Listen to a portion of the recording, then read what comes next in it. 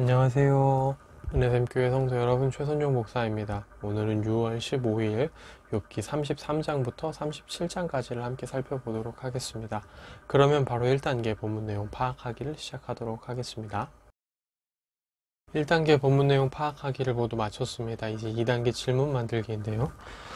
별거 아닐 수 있는데 33장 21절을 보면 그의 살은 파리하여 보이지 아니하고 이렇게 얘기를 하거든요. 그의 살이 파리하여 보이지 않는다. 이게 도대체 무슨 의미인가? 좀 이해가 안 돼가지고 이걸 질문을 잡았습니다. 그러니까 예를 들어서 이제 낯빛이 창백하다. 약간 이런 의미가 아닌 것 같거든요. 살이 파리하여 보이지 않는다. 이 말이 정확히 무슨 의미인지 잘 딱 와닿지가 않아서 한번 파악해보고 싶어서 오늘의 질문으로 한번 잡아봤습니다. 네, 그럼 이제 3단계 질문에 대한 대답 찾기로 넘어가도록 하겠습니다. 3단계 질문에 대한 대답 찾기를 시작하도록 하겠습니다. 파리하다라고 번역된 이 히브리어 단어의 원어를 살펴보니까요. 이게 끝나다, 다 소모되다, 이런 동사의 의미가 있거든요. 그러니까 지금 여기서 말하는 것은 뭐냐면 그의 이제 그 육체의 살이 다 소모가 되고 다 이제 그 수명이 다 해가지고 이제 없어졌다는 얘기입니다. 그러니까 이제 예를 들어서 사람을 이제 매장하면요, 어느 정도 시간이 지난 다음에 이제 살은 다 없어지고 뼈만 남게 되지 않습니까? 백골만 남게 되는데 약간 이제 그런 걸 얘기를 하는 겁니다. 여기 지금 이 21절이 말하고자 하는 바가 그런 거죠. 살은 이제 다 소멸되고 살은 이제 다 그걸 이제 다 해서 없어져 버리고 그래서 이제 보이지 않고 보이지 않던 이제 뼈가 살에 가려서 보이지 않던 뼈가 이제 드러내 보이게 되는, 그러니까 사망한 상태를 얘기를 하는 겁니다. 죽어서 이제 백골화 되어 버리는 그런 과정을 이렇게 표현을 하고 있다라고 우리가 생각을 해볼 수 있습니다. 그의 마음은 구덩이에 그의 생명은 멸하는 자에게 가까워진다. 이것도 이제 죽어서 이제 이 당시의 어떤 장례 풍습도 생각을 해볼 수가 있죠. 구덩이를 파고 이제 이렇게 넣는 그런 것들을 생각해 보면 그렇게 생각을 해볼 수가 있습니다. 네, 3단계 질문에 대한 대답 찾기는 모두 마무리가 됐고요. 이제 4단계 본문 묵상하기로 넘어가도록 하겠습니다.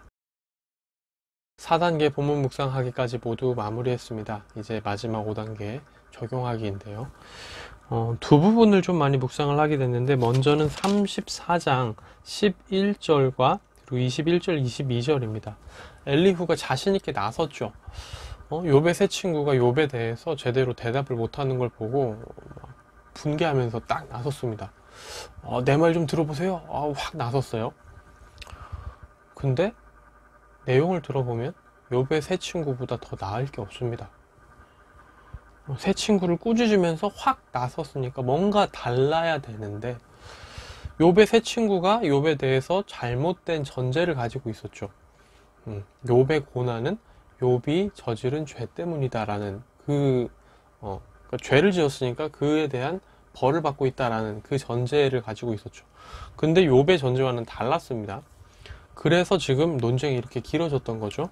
근데 지금 엘리후도 똑같이 그 전제에서 얘기를 하고 있어요. 11절도 보면 사람의 행위를 따라 갚으사 각각 그 행위대로 받게 하신다. 지금 너 욥, 지금 너의 결과를 봐.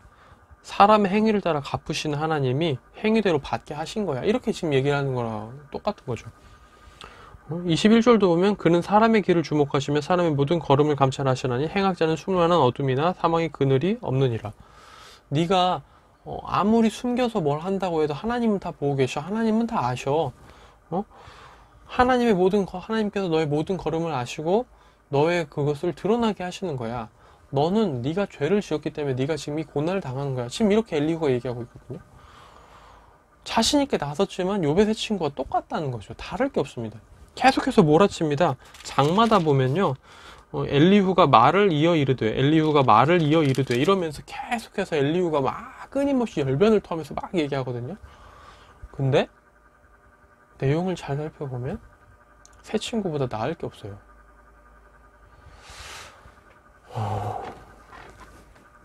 이 부분을 보면서 이제 누군가가 어떤 나는 저 사람보다 나아라고 생각하고 새로 나설 수 있어요. 어떤 것을 지켜보다가 아니 저거밖에 못해? 저건 아니지.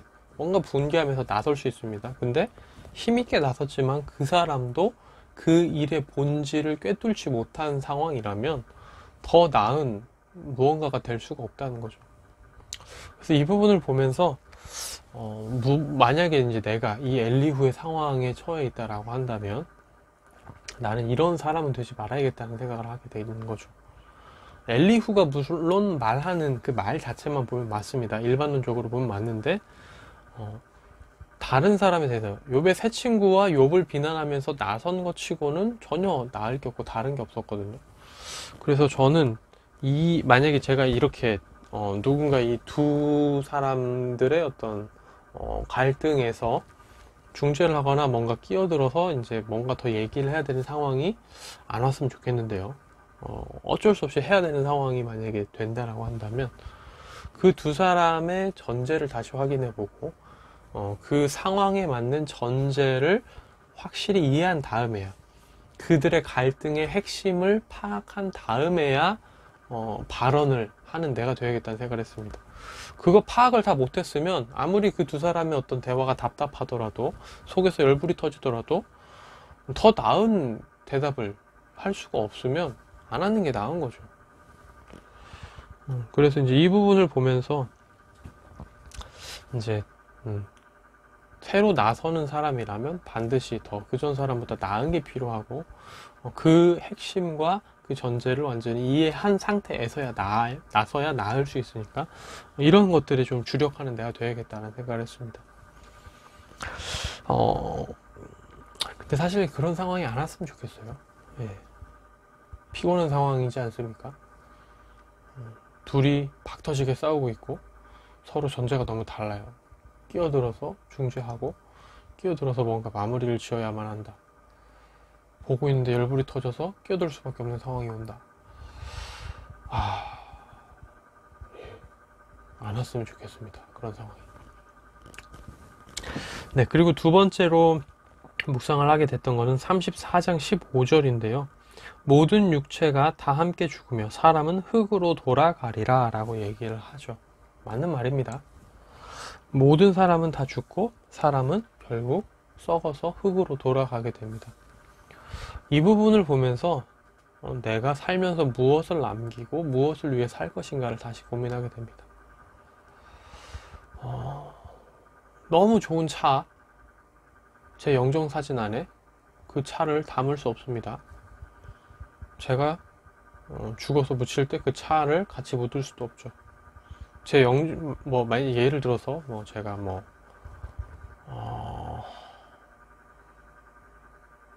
벤틀리라는 차가 엄청 비싸다고 들었거든요. 포르쉐 이런 것도 되게 비싸겠죠? 제가 죽을 때 제 영정사진에다가 제가 포르쉐 차가 있다고 포르쉐 마크를 찍을 수 있나요? 영정사진에다 포르쉐 마크를 찍습니까? 제 묘지가 포르쉐 마크가 박혀있는 묘지가 될까요? 제가 벤틀리를 타고 다녔다고 하면 벤틀리 액자에다 제 영정사진을 넣을까요? 혹은 제가 제 영정사진 한 구석에 벤틀리 마크를 넣을까요? 아무 짝에도 쓸모가 없습니다. 제가 죽고 나면. 그럼 예를 들어서 제가 또 엄청 비싼 타워 팰리스 그런 아직도 타워 팰리스가 제일 비싼 데인지는 모르겠는데 타워 팰리스 하면 이제 비싼 아파트의 어떤 대명사 중에 하나죠. 제가 타워 팰리스에 살다가 죽으면 제 액자에 타워 팰리스라고 써 있나요? 혹은 제가 영정사진 찍는 배경이 타워 팰리스가 되나요? 없죠. 그러면 예를 들어서 제가 죽을 때 재산이 1000억이 있었다고 해볼까요? 그럼 제가 죽을 때 영증사진에다 여기다가 고인의 뭐 소지금은 1000억이었습니다 이렇게 기록이 되나요? 제가 박사학위를 땄습니다. 박사학위를 따고 죽었어요. 그럼 제가 제 영정사진이 박사모를 쓰고 찍은 사진일까요? 제가 노벨상을 탔습니다. 영정사진에서 제가 노벨상을 들고 있을까요? 제가 죽었을 때 노벨상도 저랑 같이 묻을까요? 제가 박사학위를 땄습니다. 제가 죽었을 때 제 시체 옆에 박사학위증을 놓을까요? 제가 정말 진귀한 우편을 모았다고 해볼까요? 1950년대부터 지금까지 한국에서 발행된 모든 우표를 다 모았다고 해볼게요. 정말 보물 같은 컬렉션이겠죠? 제가 죽고 나서 그거를 제 영정사진에 그걸 넣을까요? 제가 죽을 때 같이 묻을까요? 수석을 모은다고 해볼까요? 정말 멋들어지고 독특하고 신기한 돌, 제 영정사진 안에 들어올까요? 제가 묻힐 때 같이 묻을까요? 제가 지금 굉장히 좀 많은 이야기들을, 많은 주제들을 긴 시간 말씀드렸는데 결국 헛된 것들이 너무 많아요. 우리 삶에서는 지금 살아가면서는 너무 필요하고 너무 뽐낼 수 있고 너무 안락함을 줄 수 있고 우리에게 너무 큰 가치가 될 수 있는 것들이 많이 있습니다. 이 세상엔 그래요. 근데 우리가 죽고 흙이 된 다음에도 그게 우리에게 의미가 있을 수 있냐는 거죠. 우리가 죽은 다음에 그걸 가지고 천국에 갈 수 있냐는 겁니다. 우리가 우표 잘 모았어요. 그거 천국 갖고 갈 수 있습니까? 우리가 돌 잘 모았어요. 천국 갖고 갈 수 있습니까? 우리가 박사학위를 땄어요. 천국 갖고 갈 수 있어요? 노벨상을 탔어요. 천국 갖고 갈 수 있나요? 1000억이 있어요. 천국 갖고 갈 수 있나요? 아파트 천국 갖고 갈 수 있나요? 자동차 천국 갖고 갈 수 있나요? 좋은 옷, 명품 가방 천국 갖고 갈 수 있나요? 못 갖고 갑니다. 죽어서 우리에게 아무 의미가 없을 것들은 그냥 우리가 부족하지 않을 만큼만 이 땅에 살아가면서 있으면 되는 거죠. 우리가 그것을 위해 살아갈 필요는 없습니다. 그것은 우리가 살아가는 중간에 부차적으로 따라 붙을 수 있는 거지만 우리가 그것을 이루기 위해 살아갈 필요는 없다는 거죠. 그것을 위해 살아가면 뭐합니까? 죽고 나면 아무것도 없는데. 대신 영원한 것을 위해 살아간다면, 우리가 죽어서도 천국에 가져갈 수 있는 게 있다면 그것을 위해 사는 게 마땅하지 않겠습니까? 우리가 이 땅에서 살아가야 길어야 100년이에요. 근데 우린 천국에서 영원히 살아갈 겁니다. 영원히 살아갈 때 가지고 갈 수 있는 것을 이 땅에서부터 준비해야 그게 현명하고 그게 옳은 거죠. 그게 정말 제대로 된 삶 아니겠습니까? 그걸 위해 살아가는 삶이 합당한 삶 아니겠습니까? 그게 바로 하나님이죠. 그리고 구원받은 성도입니다. 우리가 옆에 있는 사람을 전도했어요. 함께 천국에 가게 됩니다. 이 사람은 영원히 우리 옆에 있을 겁니다. 우리가 천국에서 영원히 함께 있을 거예요. 하나님 보시기에 선한 행동을 했습니다. 그건 영원한 거죠. 왜냐? 하나님이 영원하시고 하나님은 잊지 않으시니까. 우리가 하나님을 위해 선한 것, 우리가 하나님을 위해 영원한 것을 했다면 영원하신 하나님이 영원토록 그것을 기억하시면서 우리에게 그것에 대한 보답을 해주실 거예요. 우리가 하나님 안에서 영원한 것을 위해 한 것들은 하나님께서 채워주십니다. 우리가 이 땅의 재물을 가지고, 우리가 이 땅의 재능을 가지고, 우리가 이 땅의 시간을 가지고, 우리가 이 땅의 노력을 가지고 무언가 하나님을 위해 할 때 그것은 하늘 창고에 쌓일 것이고 하나님께서 그 영원한 것을 우리가 천국에서 영원토록 누리게 하실 겁니다. 제가 너무 예전에도 한번 비슷한 얘기를 드린 적이 있는데 너무 중요한 얘기라 그래요. 제가 생각할 때는 너무너무 중요합니다. 우리의 인생의 목표와 방향에 대한 거니까요. 다른 사람들이 그렇게 산다고 해서 우리까지 그렇게 살아서는 안 됩니다. 우리는 다르게 살아야죠. 우리는 영원한 것, 하나님을 위해 살아가야죠. 그래서 더 계속해서 말씀드리는데요. 꼭 우리가 이것을 잊지 않았으면 좋겠습니다. 당장 눈앞에 어떤 어려움이 보인다 하더라도 그건 영원한 어려움이 될 수 없습니다. 당장 우리 눈앞에 풍족함이 보인다 해도 그건 영원한 풍족함이 될 수 없고요. 영원한 것을 위해 사는, 결국 죽으면 흙으로 돌아가게 되는 우리임을 기억함으로 영원한 것을 위해 살고 천국에도 가져갈 수 있는 것을 위해 살아가는 우리 모두가 되었으면 좋겠습니다. 네, 오늘의 큐티는 여기서 마무리가 되고요. 내일 다시 뵙도록 하겠습니다. 오늘은 좀 하다 보니까 좀 큐티보다는 설교처럼 된 부분도 있는데 네, 그래도 꼭 기억해 주셨으면 좋겠습니다. 내일 뵙겠습니다. 안녕히 계세요.